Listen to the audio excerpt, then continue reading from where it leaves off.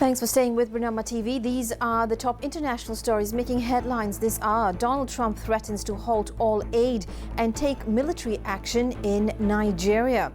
Also, the Russian President Vladimir Putin orders proposals on the possible resumption of nuclear testing. And Ukraine plans to rename the Kopeck coin in another symbolic break with Russia. I'm Jessy Chahal. You're watching The World on Bernama TV.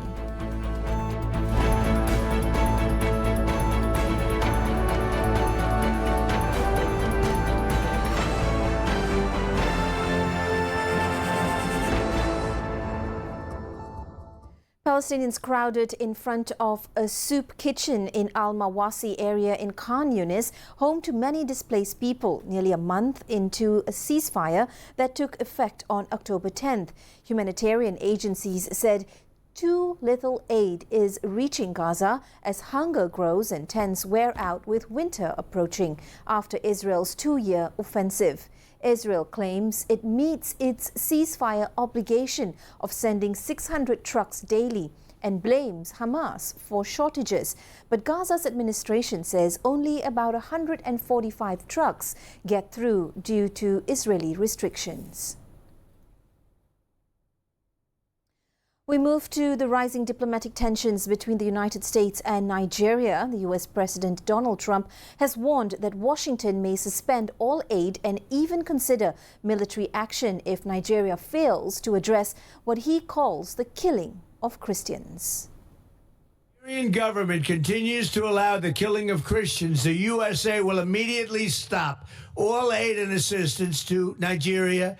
We're going to do things to Nigeria that Nigeria is not going to be happy about and may very well go into that now disgraced country, guns are blazing, to completely wipe out the Islamic terrorists who are committing these horrible, horrible atrocities. I'm hereby instructing our Department of War to prepare for possible action.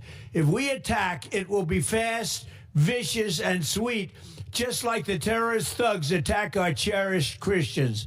These are cherished people. These are great people. Leave them alone. Warning, the Nigerian government better move fast before it's too late. If they don't, there's going to be hell to pay.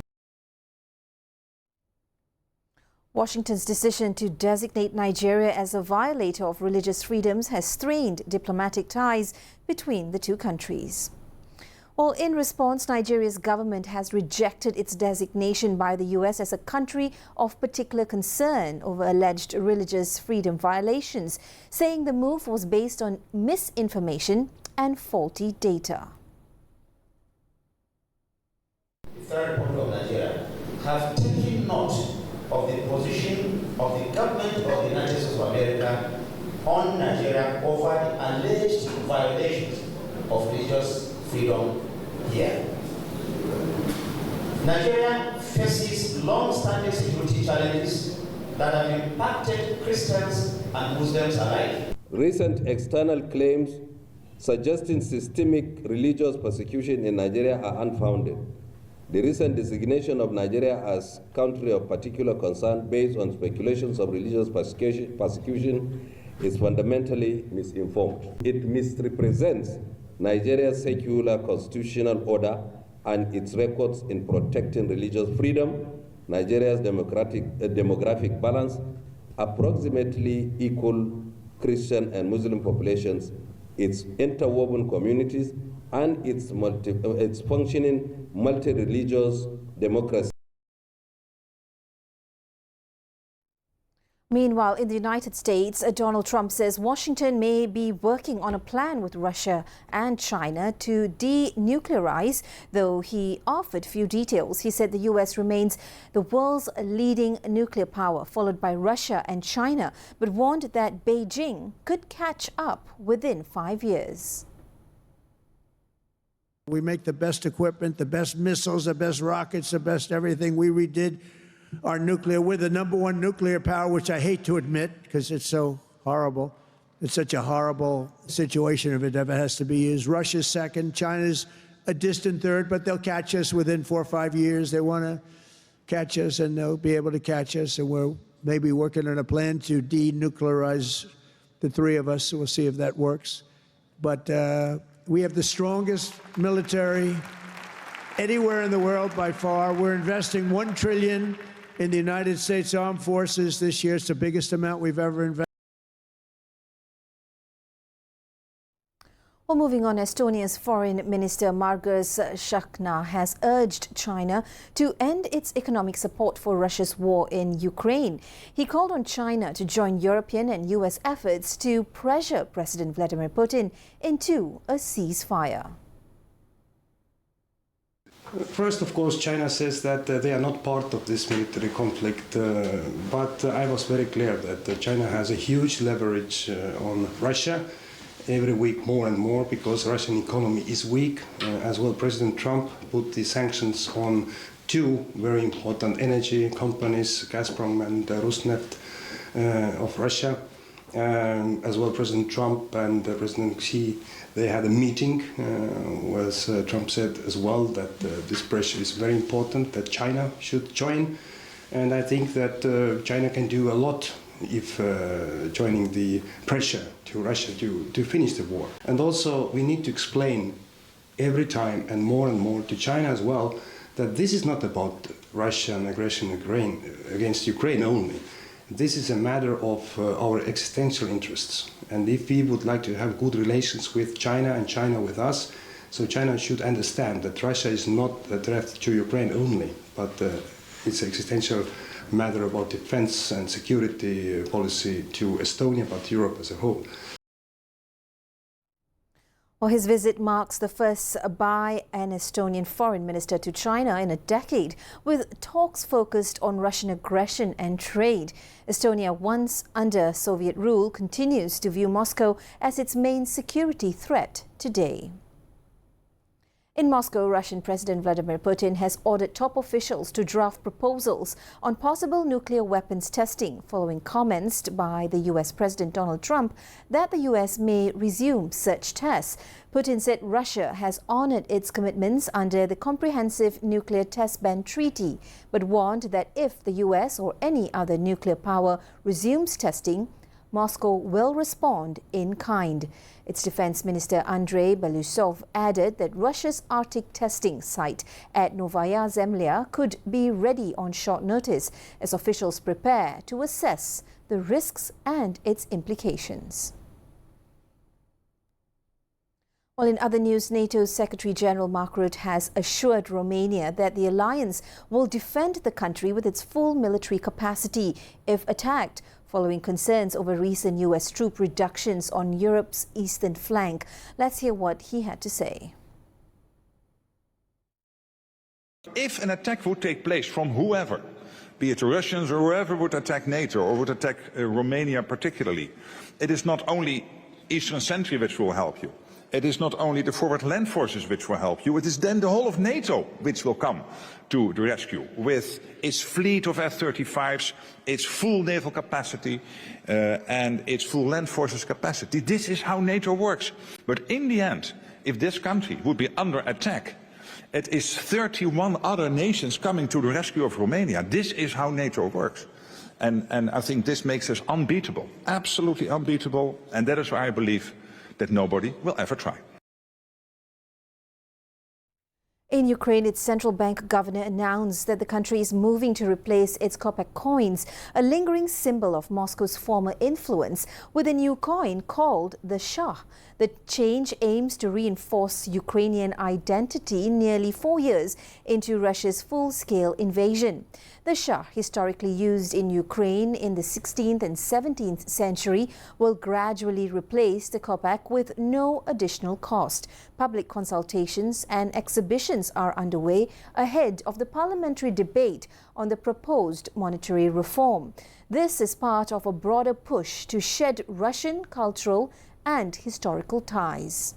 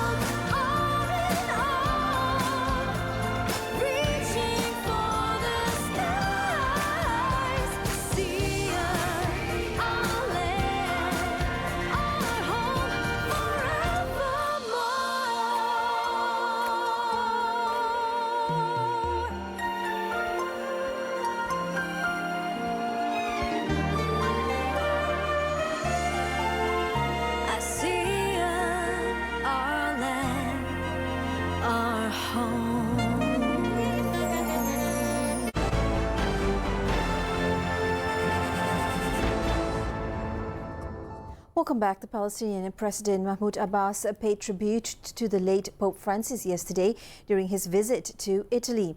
Abbas visited the Basilica of St. Mary Major, where Pope Francis was laid to rest earlier this year. He described the late pontiff as a close friend of the Palestinian people. Francis was widely admired for championing peace and dialogue, particularly in the Middle East. Abbas is scheduled to meet Pope Leo at the Vatican today as part of broader talks with Italian leaders and religious officials. Well, now to Vatican City, where Pope Leo XIV has renewed calls for peace in Myanmar, urging the world not to turn its back on a nation still engulfed in violence nearly 4 years after a military coup. He appealed to the international community not to forget the Burmese people and to provide urgent humanitarian assistance. The Pope's message echoed growing global concern following remarks by United Nations Secretary-General Antonio Guterres at the ASEAN summit last week, where he called for an immediate end to bloodshed in Myanmar and urged the restoration of democracy, the rule of law, and respect for human rights. North Korea has slammed the U.S. President Donald Trump's administration for imposing sanctions that antagonize it and vowed to respond correspondingly. The U.S. Treasury Department recently sanctioned 8 individuals and 2 entities that it said were involved in a variety of North Korean cyber-related money laundering schemes. The move aims to cut off funding for the country's weapons programs. South Korea's spy agency said this week there is a high possibility that North Korea and the U.S. will hold a summit early next year. Well, moving on now to Mexico, the President Claudia Sheinbaum has filed a complaint after a man groped her during a public walk in Mexico City, an incident that has sparked national outrage. The assault happened as Sheinbaum greeted people in the capital's historic center. A middle-aged man reportedly touched and tried to kiss her before being stopped by her staff. Sheinbaum, Mexico's first female president, said the act was a crime and confirmed the man was later arrested. And despite the incident, she said she plans to continue meeting people in public, reaffirming her commitment to staying close to citizens.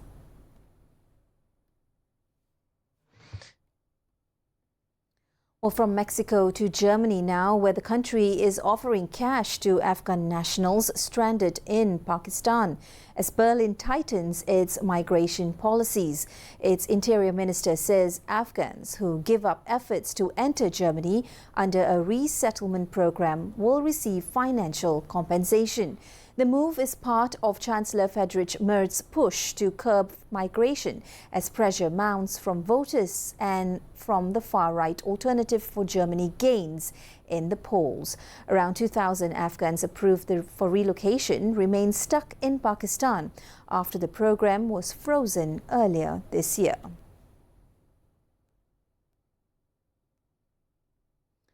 Next, according to the U.S. Soybean Export Council, more time is needed for an agreement on soybean purchases between the U.S. and China to play out.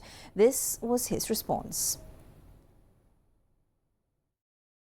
You know, less than a week ago, the 2 presidents of these big countries met and kind of came to an agreement. So I think we need to give it a little time to play out and assume that they will stick to their agreement. And I would say before the Busan meeting, the farmers were thinking about, our industry was thinking about alternatives, thinking about how do we diversify and how do we keep a long-term presence in China, because this must be a short-term situation. I think post-Busan, the word is more optimism and thinking about, okay, how will this actually get implemented, but how do we get things back into a normal situation? Beijing recently confirmed it will suspend tariffs on U.S. goods after last week's meeting, but U.S. soybeans will still face a 13% tariff. Last year, China sourced about 20% of its soybeans from the U.S. That's down 41% in 2016, before Trump's first term. Well, away from trade tensions now to a wildlife crisis in Japan. Japan has deployed troops to its mountainous north to help trap bears after a surge in attacks, particularly in Akita and Iwate prefectures. In Kazuno, residents were told to avoid forests, stay indoors after dark and carry bells to deter bears. There have been more than 100 bear attacks, with a record 12 people killed across Japan in the year since April. Troops will assist the traps while hunters handle culling. Bear sightings in Akita have risen sixfold to over 8,000 this year. Now, in the United States, protesters assembled in Washington, D.C. yesterday for a Trump Must Go Now rally on the one-year anniversary of President Donald Trump's re-election. The demonstration remained largely peaceful, with protesters chanting and displaying banners. What do I think of that? I mean, everybody has their own idea of how the country should be doing things and, you know, kind of pushing their agendas on other people. I think that, you know, the real idea is to let us be free again to our own systems, our own devices, our own states, the things that we want to be part of, and we go to those places, not be forced under one place that rules all of us. This is the beginning of the fall of his regime, you know, and the winter months are coming and we need to build that momentum, that push. We had a great day yesterday. So today it's a celebration, but, you know, we have more work to do. So we're out here, you know, get to DC, we got to DC. Well, on the same day, another protest broke out, this time in Brazil. Protesters filled the streets of Rio de Janeiro's South Zone to denounce a deadly police operation that left more than 100 people dead. Hundreds marched towards the Palacio Guanabara, the residence of Governor Claudio Castro, demanding justice and accountability. The protests followed a raid in the Penha and Alemão favelas that activists say was the deadliest in Rio's history, reigniting outrage over police violence in poor communities.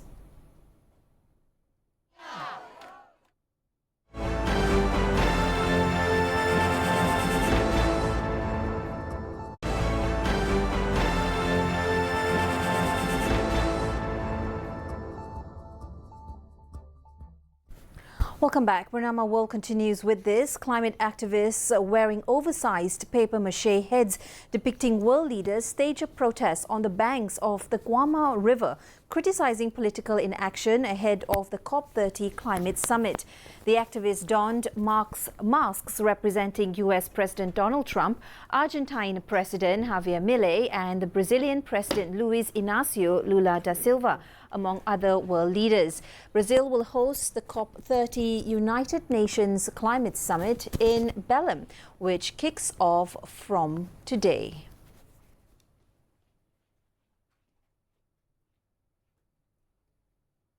Next, Philippines Disaster Agency said the death toll in the Philippines from Typhoon Kalmegi rose to 114, with another 127 people still missing, as the storm that devastated the country's central regions regained strength as it headed towards Vietnam. More than 200,000 people were evacuated in the Philippines ahead of Kalmegi hitting on Tuesday.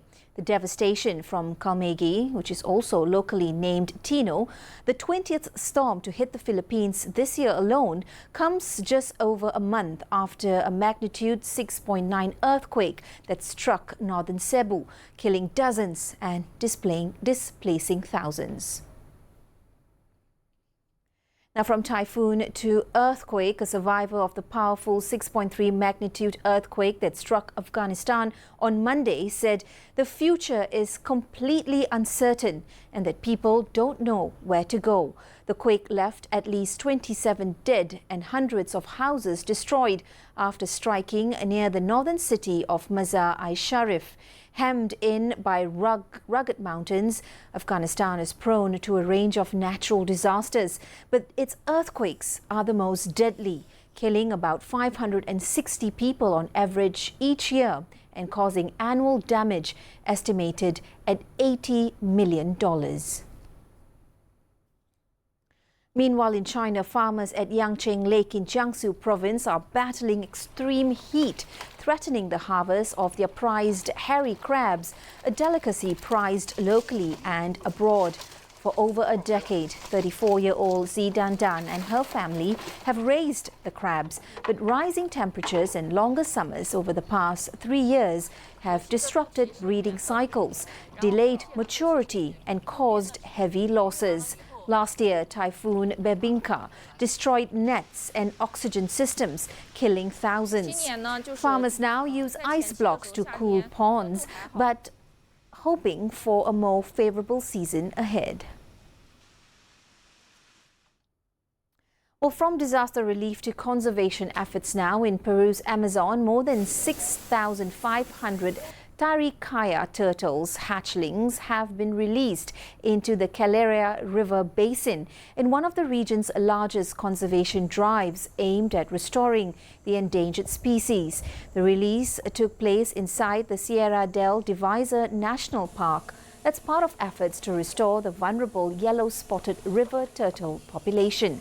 Since July, eggs have been collected and re-nested to protect them from illegal extraction, helping secure both biodiversity and the livelihoods of Amazonian residents.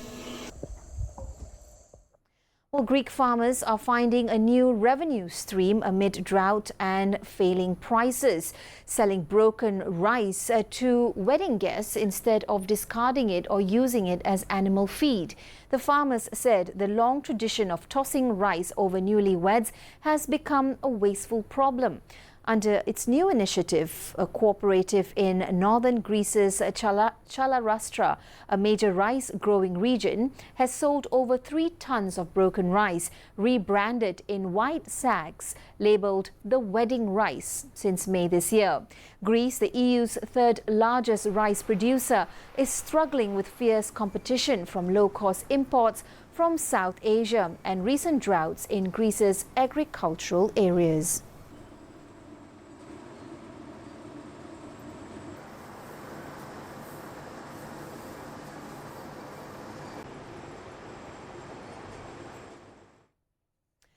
And while events on Earth continue to unfold, the skies had their own show yesterday, a glowing supermoon seen across the globe. People in the western German city of Cologne stopped to admire the bright supermoon last night and to take pictures of the dazzling spectacle against the iconic cathedral. A full moon is classified as a supermoon when it reaches its closest point to Earth in its orbit, appearing up to 7% larger in diameter, as seen from the ground in comparison to an average-sized full moon. Named the Beaver Moon, corresponds to all full moons occurring in November. They are believed to be named that way to reflect the increased activities of beavers around that time of year. Well, that's all the time we have for now. Don't forget to visit Bernama.com and follow us on our social media channels, YouTube, X, Instagram and Facebook for the latest news. This has been The World on Bernama TV. Thanks for watching.